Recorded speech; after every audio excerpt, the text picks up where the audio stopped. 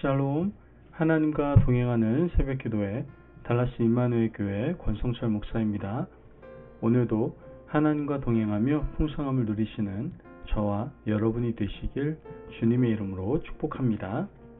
오늘 말씀은 고린도후서 7장 1절에서 16절까지의 말씀입니다. 그런즉 사랑하는 자들아, 이 약속을 가진 우리는 하나님을 두려워하는 가운데서 거룩함을 온전히 이루어 육과 영의 온갖 더러운 것에서 자신을 깨끗하게 하자.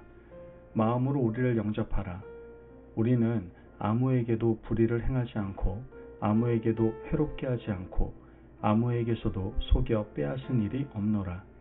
내가 이 말을 하는 것은 너희를 정죄하려고 하는 것이 아니라 내가 이전에 말하였거니와 너희가 우리 마음에 있어 함께 죽고 함께 살고자 함이라. 나는 너희를 향하여 담대한 것도 많고 너희를 위하여 자랑하는 것도 많으니 내가 우리의 모든 환난 가운데서도 위로가 가득하고 기쁨이 넘치는도다. 우리가 마게도냐에 이르렀을 때에도 우리 육체가 편하지 못하였고 사방으로 환난을 당하여 밖으로는 다툼이요 안으로는 두려움이었노라. 그러나 낙심한 자들을 위로하시는 하나님이 디도가 옴으로 우리를 위로하셨으니 그가 온 것뿐 아니요 오직 그가 너희에게서 받은 그 위로로 위로하고 너희의 사모함과 애통함과 나를 위하여 열심 있는 것을 우리에게 보고함으로 나를 더욱 기쁘게 하였느니라. 그러므로 내가 편지로 너희를 근심하게 한 것을 후회하였으나 지금은 후회하지 아니함은 그 편지가 너희로 잠시만 근심하게 한 줄을 알미라. 내가 지금 기뻐함은 너희로 근심하게 한 까닭이 아니요 도리어 너희가 근심함으로 회개함에 이른 까닭이라. 너희가 하나님의 뜻대로 근심하게 된 것은 우리에게서 아무 해도 받지 않게 하려 함이라. 하나님의 뜻대로 하는 근심은 후회할 것이 없는 구원에 이르게 하는 회개를 이루는 것이요 세상 근심은 사망을 이루는 것이니라. 보라, 하나님의 뜻대로 하게 된 이 근심이 너희로 얼마나 간절하게 하며 얼마나 변증하게 하며 얼마나 분하게 하며 얼마나 두렵게 하며 얼마나 사모하게 하며 얼마나 열심 있게 하며 얼마나 벌하게 하였는가. 너희가 그 일에 대하여 일체 너희 자신의 깨끗함을 나타내었느니라.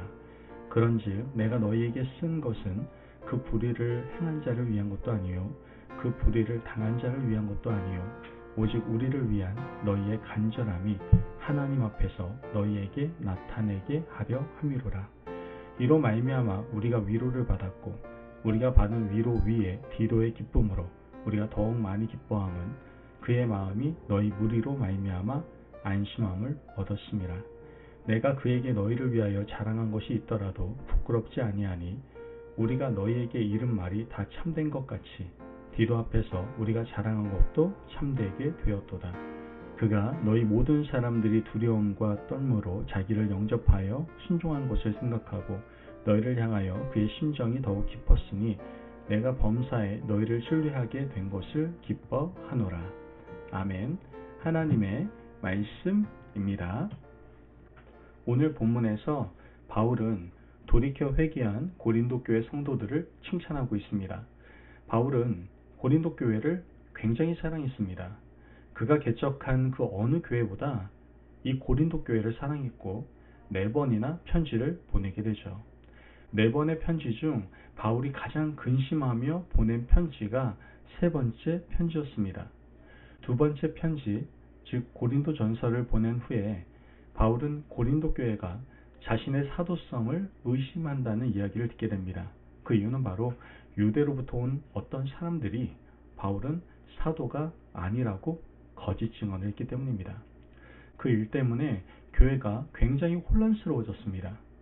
바울은 자신이 비난받는 것은 문제가 아니었지만 성도들이 믿음에서 떨어져 나가는 것을 견딜 수가 없었던 겁니다. 그래서 작정하고 편지를 써서 보냈는데 그 편지가 바로 3번째 편지였던 겁니다.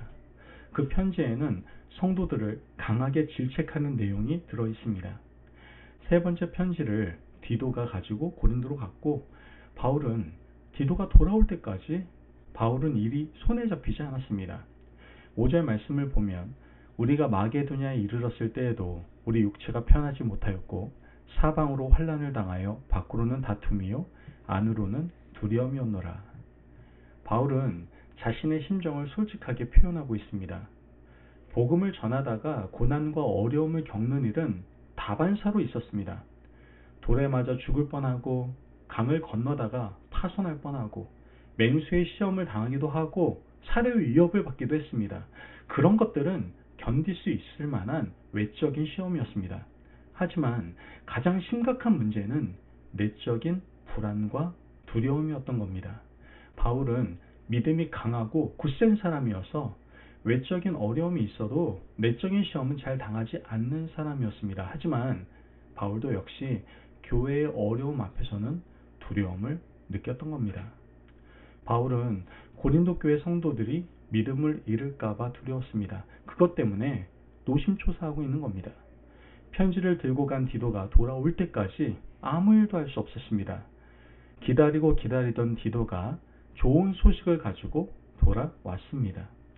6절에서 7절 말씀을 보면 그러나 낙심한 자를 위로하시는 하나님이 디도가 옴으로 우리를 위로하셨으니 그가 온 것뿐 아니요 오직 그가 너희에게 받은 그 위로로 위로하고 너희의 사모함과 애통함과 나를 위하여 열심히 있는 것을 우리에게 보고함으로 나를 더욱 기쁘게 하였느니라. 바울은 애통함이라는 말을 사용합니다. 바울이 보낸 편지를 읽고 고린도 교회 성도들이 애통하며 회개했다라는 뜻입니다. 바울은 자신이 경험한 큰 기쁨을 나누기 위해서 네 번째 편지를 써 보내는데 그 편지가 바로 고린도 후서입니다. 바울은 자신이 보낸 편지가 잠깐 고린도 교회 성도들을 근심하게 했지만 궁극적으로는 너희를 구원으로 인도하게 하는 놀라운 축복이 되었다라고 말을 합니다. 8절에서 9절 말씀을 보면 그러므로 내가 편지로 너희를 근심하게 한 것을 후회하였으나 지금은 후회하지 아니함은 그 편지가 너희로 잠시만 근심하게 한 줄을 알미라. 내가 지금 기뻐함은 너희로 근심하게 한 까닭이 아니요 도리어 너희가 근심함으로 회개함에 이른 까닭이라. 너희가 하나님의 뜻대로 근심하게 된 것은 우리에게서 아무 해도 받지 않게 하려 함이라. 이 말씀은 바울이 보낸 편지가 그들을 잠시 근심하게 했으나 결국 그들을 돌이키게 하고 하나님 앞에서 바른 믿음을 회복할 수 있어서 정말 기쁘다라는 표현입니다. 바울이 말한 표현 중에 중요한 말씀이 있는데요. 그것은 바로 하나님의 뜻대로 하는 근심이다라는 표현입니다. 바울은 한 번 더 이 표현을 사용하는데요. 10절 말씀을 보면 하나님의 뜻대로 하는 근심은 후회할 것이 없는 구원에 이르게 하는 회개를 이루는 것이요 세상 근심은 사망을 이루는 것이니라. 하나님의 뜻대로 하는 근심은 회개하게 하는 근심이고 세상 근심은 사망에 이르게 하는 것이다라고 말하는 겁니다. 바울은 자신이 쓴 편지를 읽고 고린도 교회 성도들이 깊이 근심하였지만 근심의 결과는 회개였고 그 회개는 그들을 복음 앞에 서게 했기 때문에 이 근심은 하나님의 뜻대로 하는 근심이었다라고 말하고 있는 겁니다. 여러분, 오늘 우리는 어떤 근심을 하고 있습니까? 사람으로 태어나서 살아가는 동안 걱정, 염려, 근심 없는 사람이 어디 있겠습니까? 하지만 오늘 우리가 하는 근심의 종류를 한번 생각해 보시길 바랍니다. 과연 이 근심이 나를 회개로 이끄는 근심인가? 사망으로 인도하는 근심인가? 사람들이 하는 대부분의 걱정은 내가 해결할 수 없는 것들입니다. 물질과 인간관계에서 기인한 근심들이 대부분입니다. 사람의 인력으로는 할 수 없는 근심이 너무나도 많습니다. 하지만 이런 근심이 내 골수와 진액을 마르게 하며 영혼을 힘겹게 만든다는 것이죠. 이런 근심에서 벗어나시기를 바랍니다. 정말 우리가 해야 할 근심은 하나님의 뜻대로 살아가고 있는가? 내 말과 행위와 삶이 이웃들에게 선한 영향력을 끼치고 있는가? 이 문제를 가지고 근심해야 되는 겁니다. 그때 우리는 복음 앞에 제대로 설 수 있고 그 근심 끝에 회개에 이르게 되는 겁니다. 믿음의 조상 아브라함은 두 번에 걸친 근심 끝에 많은 열매를 맺게 됩니다.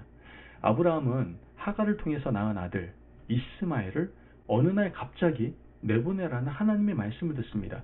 근심이 되었죠. 밤새도록 고민하고 근심했습니다. 아브라함은 결단을 하고 아침에 일찍이 일어나 하갈과 이스마엘을 떠나 보냅니다. 하나님의 뜻대로 하는 근심이었고 이 근심의 결과는 자신의 지난 삶을 회개하고 돌이킨 근심이 되었던 것이죠. 아브라함은 두 번째 하나님의 명령을 받았는데 100세에 낳은 아들 이삭을 모리아 산에 가서 번제로 바치라는 명령이었습니다. 이것은요, 이전 근심과는 비교도 되지 않는 더 큰 근심이었습니다. 이삭을 낳고 하나님의 이름을 제대로 부르지 않았던 아브라함에게 하나님께서는 결단하라고 명령하신 겁니다. 아브라함은 밤새도록 걱정하고 고민하고 기도한 결과 하나님의 본심을 깨닫게 됩니다. 하나님의 뜻대로 사흘길을 가서 모리아 산에 아들과 함께 올라가게 되죠. 그리고 아브라함은 이 두 번에 걸친 근심 끝에 하나님의 본심을 깨닫고 믿음의 조상이 되는 축복을 받게 되었던 겁니다. 여러분, 오늘 우리는 무엇 때문에 근심합니까? 근심해야 될 것들을 붙들고 근심하시기를 바랍니다. 그렇게 할 때 하나님께서는 우리에게 큰 열매의 선물을 허락하실 줄 믿습니다. 아멘. 기도하겠습니다. 사랑이 많으신 하나님 감사합니다. 오늘도 우리에게 귀한 말씀에 은혜 허락하시니 감사합니다. 하나님, 제가 이제부터 세상 근심을 내려놓을 수 있도록 도와주옵소서. 그리고 이제부턴 영혼 구원을 위한 근심, 영향력을 위한 근심을 하며 살아갈 수 있는, 그래서 아름다운 열매를 맺는 삶을 살아가는 저희들 될 수 있도록 축복하여 주옵소서. 감사하며 예수님의 이름으로 기도합니다. 아멘. 오늘도 하나님과 동행하며 풍성함을 누리시는 저와 여러분이 되시길 주님의 이름으로 축복합니다. 여러분, 하나님께서 기뻐하는 근심을 하셔서 오늘 하루도 하나님의 기쁨과 영광이 되시기를 바랍니다. 말씀 안에서 승리하십시오.